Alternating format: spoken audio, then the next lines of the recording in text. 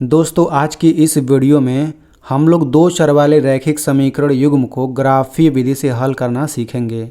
अगर आप गणित में कमज़ोर हैं तो बिल्कुल भी दिक्कत वाली बात नहीं है, क्योंकि इस वीडियो में मैंने एकदम बेसिक से एकदम शुरू से समझाया है।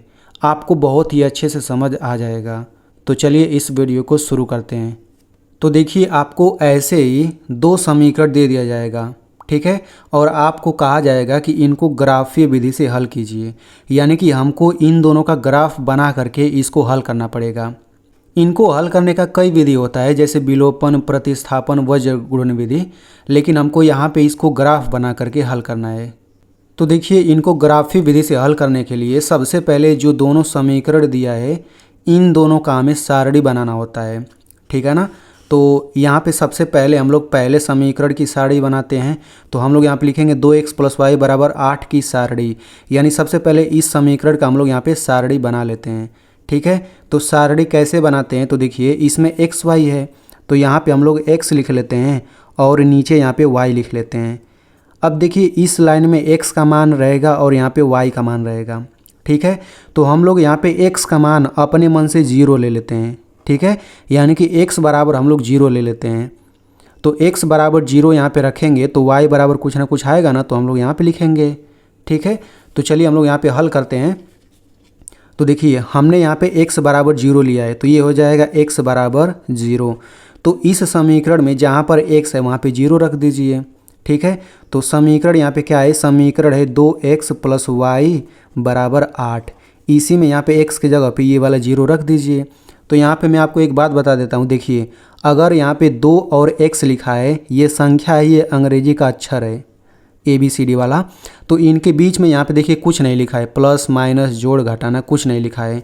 तो इनके बीच में अगर कुछ नहीं रहता तो यहाँ पे गुणा मान लिया जाता है, ठीक है, यानी कि संख्या रहना चाहिए, उसके बाद अंग्रेजी का अक्षर कोई भी हो, उनके बीच में कुछ नहीं है तो गुणा छुपा होता है, ठीक है।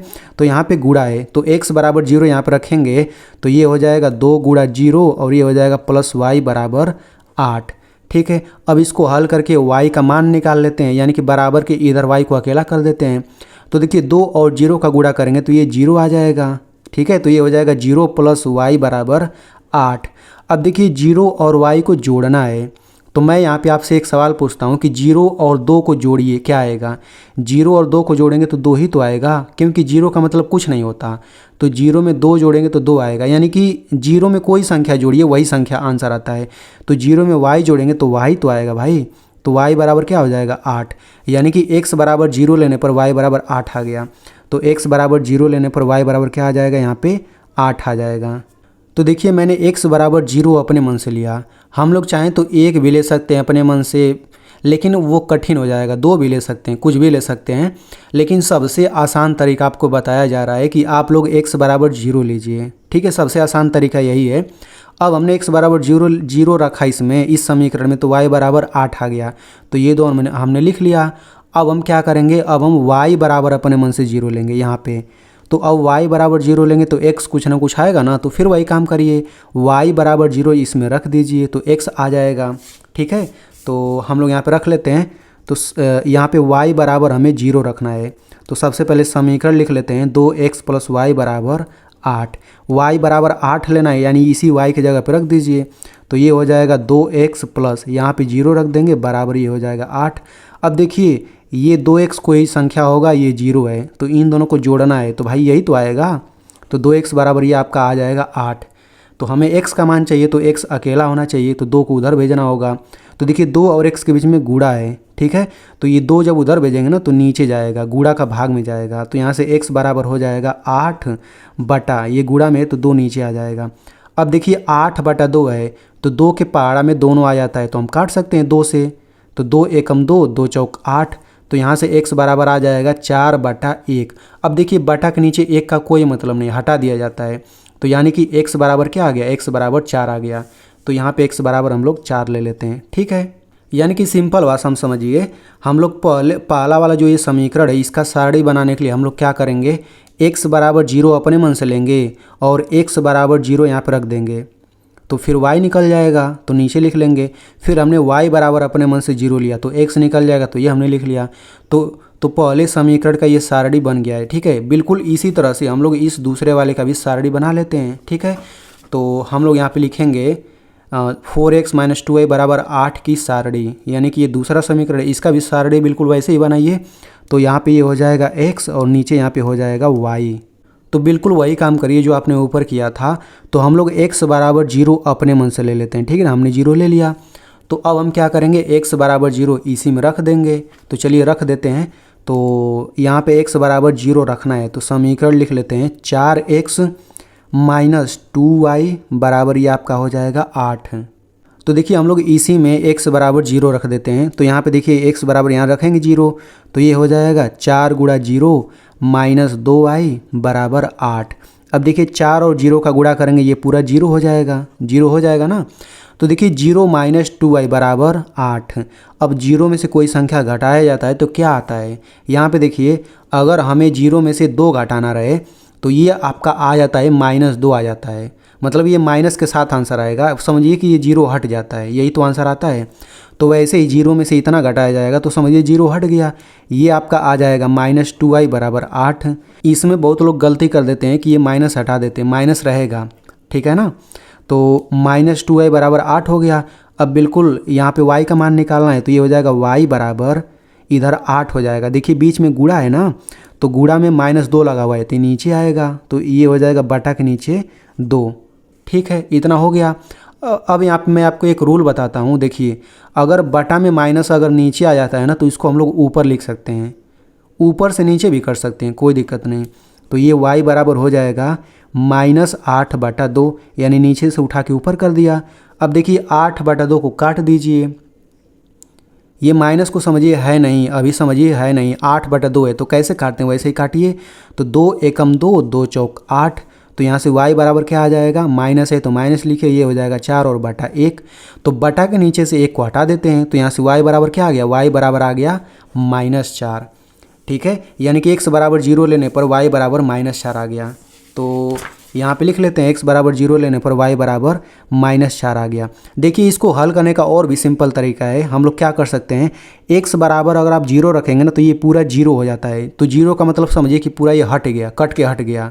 तो जो बचेगा वहीं से हल तो करना है आपको। तो देखिए यहाँ गुणा लगा दीजिए, -2 नीचे चला जाएगा, डायरेक्ट आप लोग डायरेक्ट इस लाइन पे पहुँच जाएंगे डायरेक्ट। ठीक है, तो इस तरह से यहाँ पे हो गया। अब हम क्या करेंगे, y बराबर 0 आप ले लेते हैं हम लोग। ठीक है ना, तो अब देखिए अगर हम y बराबर 0 लेंगे तो यहाँ पे y बराबर 0 रख दीजिए। तो अगर हम यहाँ पे 0 रखेंगे तो ये पूरा ये ख़त्म हो जाएगा ना। अब क्या ही हल करें, मैंने आपको ट्रिक बता दिया है। तो ये पूरा ख़त्म हो जाएगा, बचेगा क्या, 4x बराबर 8 बचेगा। तो मैं यहीं पे हल कर देता हूँ, 4x बराबर 8 हो गया। अब यहाँ से x बराबर क्या हो जाएगा, 8/4, ये 4 गुणा में नीचे आ जाएगा। तो 4 एकम 4, 4 दूनी 8, तो x बराबर 2 आ जाएगा। तो y बराबर 0 लेने पर x बराबर क्या आ गया, 2 आ गया। तो देखिए हमने दोनों समीकरण का सारणी बना लिया है। तो समझिए कि आधा क्वेश्चन हल हो गया है। इसके बाद अब हमें क्या करना है, तो देखिए हमें अब ग्राफ पेपर की ज़रूरत पड़ेगी। ठीक है, तो देखिए ये ग्राफ पेपर है, तो इसमें हमें कैसे ये बनाना है, सबसे पहले ध्यान से सुन लीजिए। आपको एक ऐसे रेखा खींचना है और एक ऊपर नीचे रेखा खींचना है। देखिए यहाँ पे ढेर सारा रेखा खींचा गया है। ठीक है, तो उसी में से एक लाइन ऐसे खींचना है, एक लाइन ऐसे खींचना है।